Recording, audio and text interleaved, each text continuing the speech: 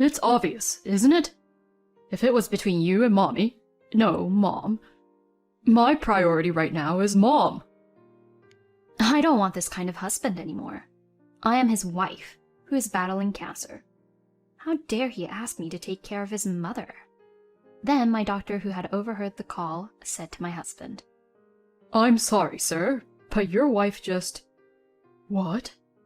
After the words from the doctor, what awaited my husband was a tragic end that could only be described as self-inflicted. My name is Vanessa, a 36-year-old office worker. My family consists of 4 people: my husband, Alan, my first daughter, Eleanor, and my second daughter, Kathy.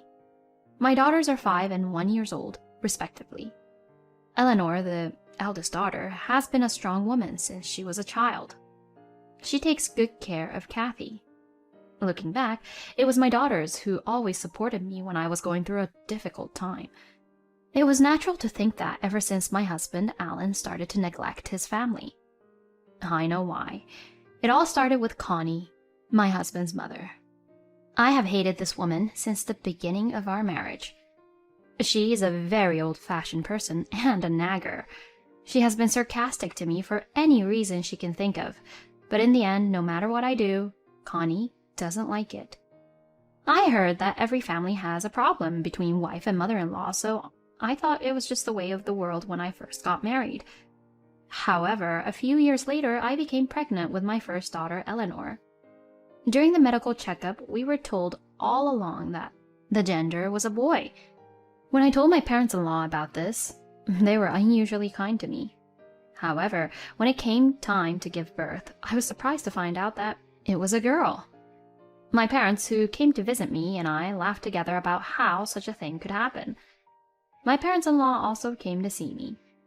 Unlike my father-in-law, who looked at her kindly and said how cute she was, my mother-in-law glared at Eleanor. My mother noticed right away. I'm so happy to have a first grandchild, aren't you? Vanessa, you did a great job. It was a remark that was intended to soften the atmosphere, but after the next words from my mother-in-law, the place instantly froze. Is that so? I heard it was a boy. I feel like I've been tricked by Vanessa. I raised both boys and girls in my family, but girls grow to talk back, so it's more difficult to raise a daughter. I would have loved to raise a boy again. Well, that was disappointing. Vanessa, next time, make sure to have a boy. What? What's with her? I mean, if it was a boy, were you going to raise him yourself? I glanced to the side and saw my mother even angrier than I was, with a monster-like expression. Hey, what did you just say? Are you disappointed? Do you want a boy next time? You're a woman too, right? Are you crazy? Apologize to my precious daughter and granddaughter right now. My mother is usually a mild-mannered woman, but my mother-in-law's words were so insane that she became furious. My mother-in-law flinched a little at my mother's change, but shouted back. What is this all of a sudden? It's so rude to call me crazy. It's offensive. My father-in-law, who was standing next to her, cuts in. It's true that you're crazy. You're a fool. My mother-in-law was quickly sent out of the hospital room. After that, my mother-in-law sent me an apology, probably forced. But such an apology could not possibly have touched my heart. I completely closed my heart to my mother-in-law. As expected, my mother-in-law was not at all interested in her grandchild, Eleanor. Nevertheless, she was very much loved by my father-in-law and my husband's sister, Melanie. And my husband, on the other hand, he did what he was told without complaint. However, he did not actively participate in the childcare. Better than doing nothing. I had heard that the husbands of my mom's friends were similar to my husband, so I just told myself it was the way it is. I gave my all to raise my child day after day, but then something happened to my husband. 2 months after our second daughter, Kathy, was born, my father-in-law had a heart attack and suddenly passed. My husband and I couldn't wrap our heads around the suddenness of the situation. My mother-in-law was very depressed. I couldn't go to places with my newborn Kathy, who couldn't even sit up yet. My prognosis after childbirth was not good either. Vanessa, are you all right? You need to lie down for a while. We'll take care of the kids. Melanie and my in-laws were very kind to me. While I lied down, I saw my husband comforting his mother ever since his father passed away. I could understand my husband's concern for my mother-in-law, but I also thought that he should be the one taking care of the children as a father. Then they seemed to notice my gaze. My mother-in-law came up to me and said, "Hey, why are you sleeping? You're a wife. You're supposed to take the initiative in times like this." My mother-in-law's shrill voice echoed in my head. I looked at my husband, who was standing behind my mother-in-law. He quickly looked away. I was very sad. It seemed that my mother-in-law was the odd one out among the in-laws. "Hey, Mom, Vanessa just had a baby 2 months ago. How can you talk to her that badly? And you too, Alan. You should care a little about Vanessa and your daughters. Also, don't do such embarrassing things in front of your father." My sister-in-law said something like that to them. The in-laws also sympathized with my sister-in-law's words. They looked at the two of them coldly. My mother-in-law and my husband were quite embarrassed. When their faces turned bright red, they glared at me lightly and returned to where they had been. After that, my husband went to his parents' house every day for some reason and came home late every day. I had to do all the housework and childcare by myself, and the number of quarrels between us increased day by day. "You should take care of the kids once in a while. It's too hard for me to do everything by myself every day," I would tell him, and he would reply, What are you talking about? That's your job right now. And saying that raising kids is hard? You're a mother, right? You're crazy. I was so shocked by my husband's words that I didn't even feel like talking back.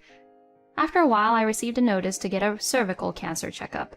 I had been getting checked regularly, so I thought I would be fine, but I took the test just to be sure. However, I was told that I had cervical cancer. I was speechless. There had been no abnormalities just a short time before, so it seemed that I had developed cancer within a short period of time. Of course, the first thing that came to my mind was my beloved daughters. I have 2 daughters. I still have to live. I couldn't stop the tears from flowing. Don't worry. You're still in the early stages. Let's work together. The doctor, who looked cold but had a kind voice, reminded me of my father. I was going to be hospitalized for a while, so I asked my parents to take care of my daughters. "Please take good care of my daughters," I told them on the day of hospitalization. "Of course! I'm so happy to be able to live with my grandchildren for a while. Vanessa, it's going to be okay." I thanked my mother for the bright response. Eleanor, my eldest daughter, looking at me worriedly and said, "Mommy, you are coming home from the hospital, okay?" "Yes, I'll definitely be back, good as ever," I answered, fighting back tears. I told my husband about my illness, but what was his reaction? Early stages? Good for you. You should ask your parents to take care of the kids. I've got work to do, and I'm worried about my mom, so... I was so disgusted at my husband's decision to leave the children to my parents as if it were a matter of course. By the way, my husband and mother-in-law never came to visit me once during my stay in the hospital. When I get out of the hospital, I'm going to divorce him immediately. In my mind, that was the best choice I had, but my husband made a ridiculous request to me. We've had a call from your husband.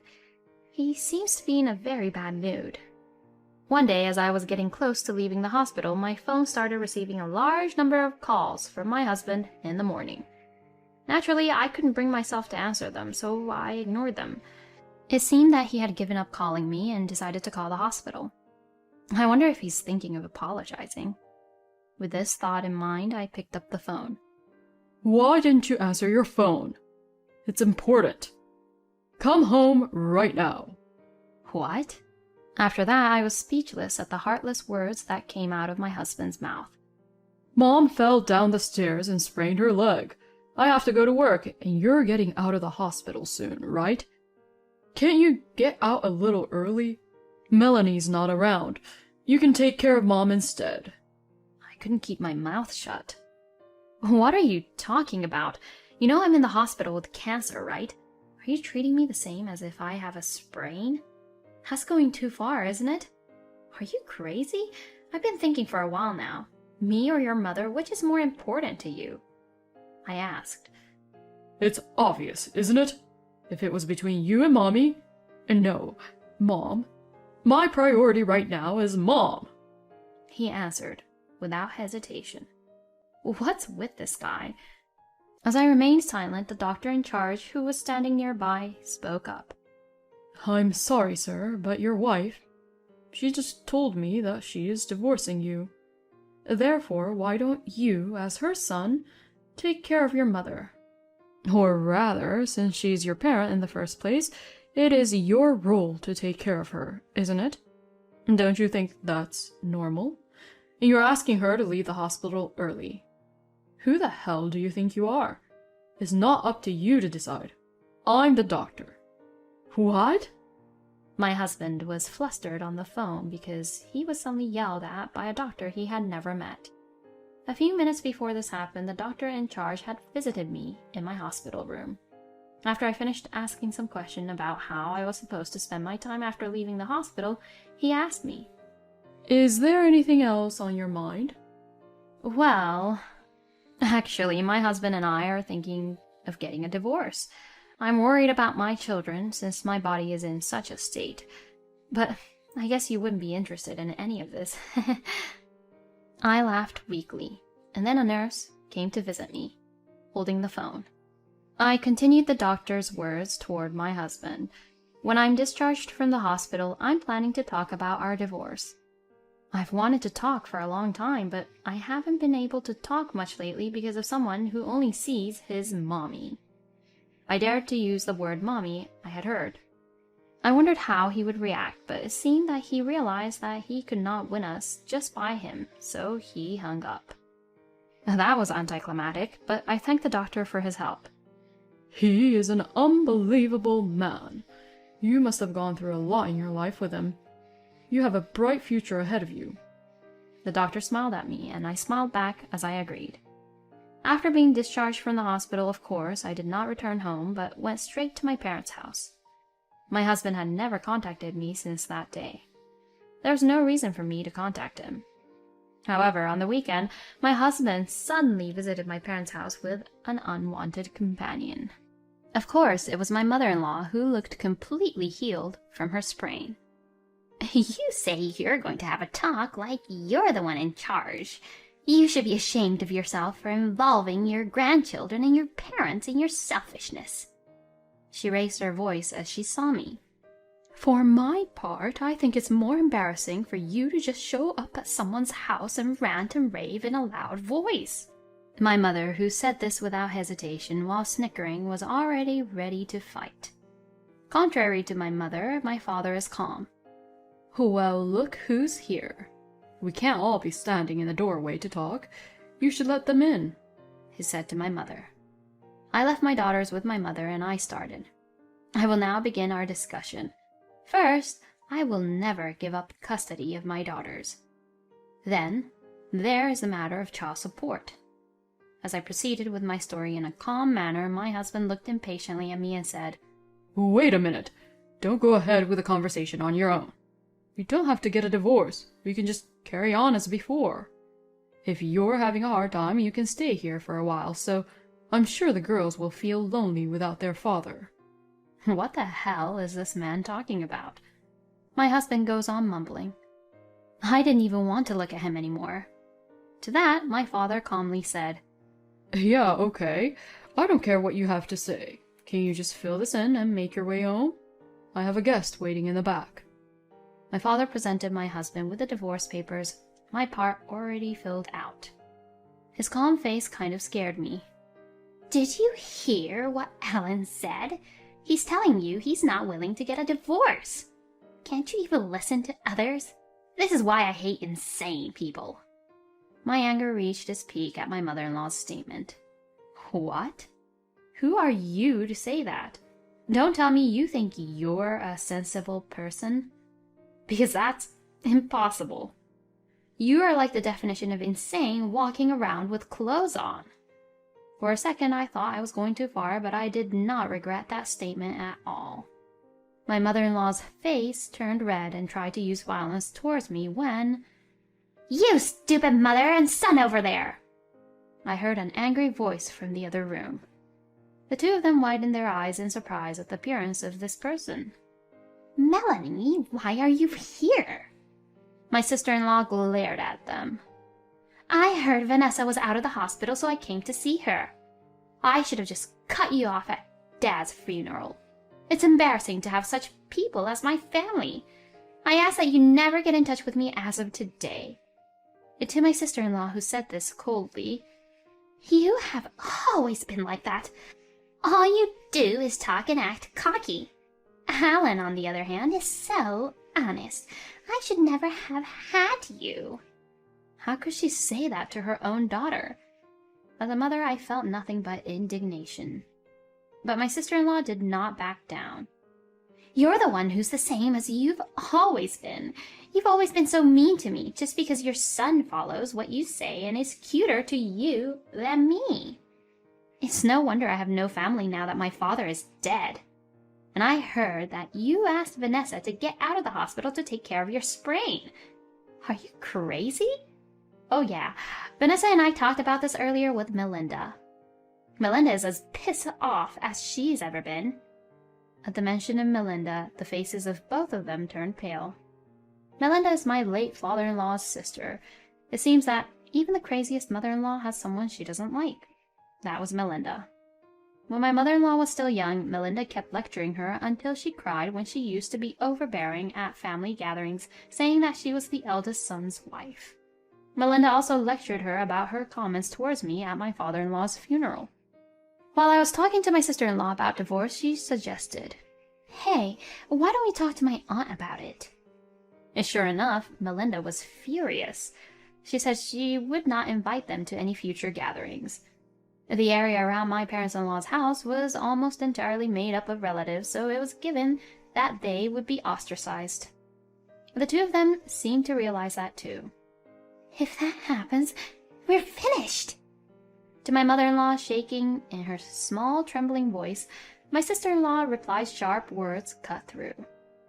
"Don't worry, you've been a failure as a human being a long time ago." I struggled to hold back my laughter. My husband looked at me with a sudden look. Vanessa, please reconsider. It's not like I've been unfaithful or in debt. I'm just happy that my mother counted on me. And lately, you didn't praise me at all when I helped you with the housework and childcare." In response to my husband's remark, I said, "I hear that the cause of divorce is usually differences in values, and that's true. Who would want a father who only hangs out at his mother's place without taking care of his own children? I don't want that. And as long as you think that you are helping me with housework and childcare, I don't need you." The words were coming out of my mouth so smoothly. "But Kathy is only 1 year old." My husband, who was still mumbling at this point, was cut off by my father. "Hey, Alan, what do you think is the role of a father?" My father asked as he looked at him straight in the eye.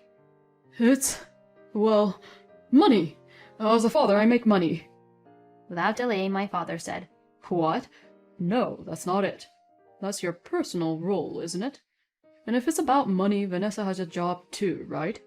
And on top of that, she's very busy with housework and childcare. What the hell are you doing as a father in that house?" "What?" My husband looked dumbfounded at my father's question. "I told you when Eleanor was born that from now on you would take over for me to protect my daughter and grandchildren. Can you look me in the eye and tell me that you are doing that? I don't think you can. That's why I told you from the beginning to sign the divorce papers and get out of our life. What do I have to say to make you understand?" My mother is the type who gets emotional when she is angry. My father, on the other hand, is the opposite.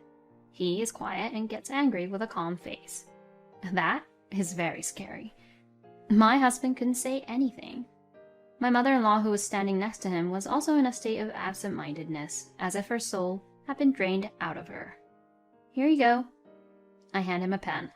With trembling hands, he finally started to sign. When he had finished writing, I said to him, "I thank you for giving me 2 daughters. Kathy recently learned to walk. You wouldn't know, would you? As a father, can you tell me what they like to play with or what foods they like to eat? I am responsible for my daughters now. Please pay your child support. There is nothing else you can do for them as a father." My cold words made him finally grasp the situation. Tears began to well up in my husband's eyes. In the end, he fell face down on the desk and cried aloud. What was to become of the two of them? It seemed that Melinda gave them a lengthy lecture, but "I have put up with it for many years. Melinda is a complete stranger to me now that my husband is gone. Alan was just a good, loving child. It's just an early stage to cancer. Just because his stupid wife made a big deal out of it. I'm the victim here. I'm going to sell this house and get the hell out of here." But my ex-mother-in-law forgot something important. The house was originally owned by my late grandfather-in-law. It was jointly inherited by my father-in-law and Melinda. In other words, the house could not be sold without Melinda's permission. "Oh my, you're still here? And when are you leaving?" Melinda was egging her, but she had nowhere to go, so she seemed to have quieted down completely. As for my ex-husband, he was working for a company owned by his family, but he had to be punished for his actions. He has changed from his desk-oriented job to a salesman, sweating profusely every day. He's not the type of person who is a hard worker, so his performance is always at the bottom of the list. His pride became shredded. He seems to be lying on a bed of nails because many of his co-workers are his relatives. But I think he deserves it, since it is the end result of his own actions. As expected, my ex-husband seems to have realized and moved away from his mother. However, my ex-husband has no one else to turn to but his mother, who seems to be contacting him every day. He seems to be neurotic now. From my point of view, I think they are both crazy, so they should go ahead and do whatever they want to do. I am too busy raising my children to spend a second thinking about them. I feel much better than I did before the divorce. I don't have to cook meals for my ex-husband, who would come home unannounced. I can do housework and childcare at my own pace. I have now returned to work, and I am doing my best with the support of my parents. The biggest source of emotional support is the smiling faces of my daughters. I hope that my ex-husband will regret for the rest of his life that he was not able to watch his beautiful children grow up. Thinking of this, I vow to be a strong mother